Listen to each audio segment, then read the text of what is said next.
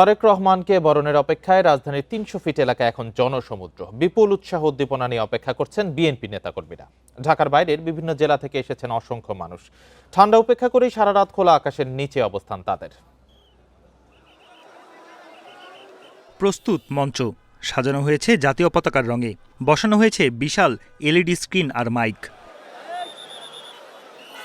২ দিন আগে থেকেই ৩০০ ফিটে সংবর্ধনা স্থলে সারা দেশ থেকে আসতে থাকেন নেতাকর্মীরা। পরে বুধবার জনতার ঢল রূপ নেয় জনসমুদ্রে।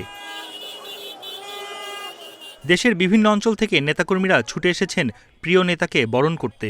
বিজলি কেবলসের স্কিন কোটেড ইনসুলেশন আগুন প্রতিরোধী। বিজলি কেবলস, নিরাপদ আজীবন।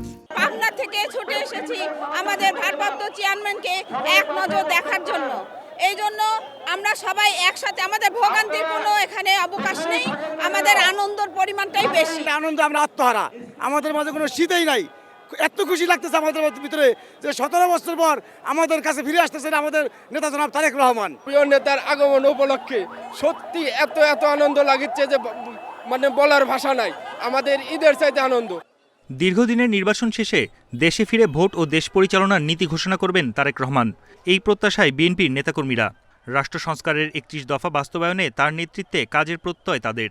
আগামীর বাংলাদেশ বিনির্মাণে উনি ৩১ দফার মাধ্যমে বাংলাদেশ একটি সুষ্ঠু নির্বাচনের মাধ্যমে আগামীতে বাংলাদেশ জাতীয়তাবাদী দল তারেক রহমানের নেতৃত্বে ক্ষমতায় আসবে। দলের পক্ষ থেকে যে দিক নির্দেশনা আসবে সব সময় আমরা সেই দিক নির্দেশনা পালন করব এবং এই ৩১ দফা বাস্তবায়ন করার লক্ষ্যে যা কিছু করা দরকার আমরা করব। আমাদের লিডার আমাদের যে ৩১ দফা দিয়েছে, ৮ দফা দিয়েছে, ওখানে উনি সব প্ল্যানিংগুলো দিয়ে দিয়েছে কীভাবে আগামীর বাংলাদেশটা হবে। বৃহস্পতিবার শাহজালাল বিমানবন্দরে অবতরণের পর সরাসরি ৩০০ ফিট এলাকায় যাবেন বিএনপির ভারপ্রাপ্ত চেয়ারম্যান। বন ইবনে কামাল, ইন্ডিপেন্ডেন্ট নিউজ, ঢাকা।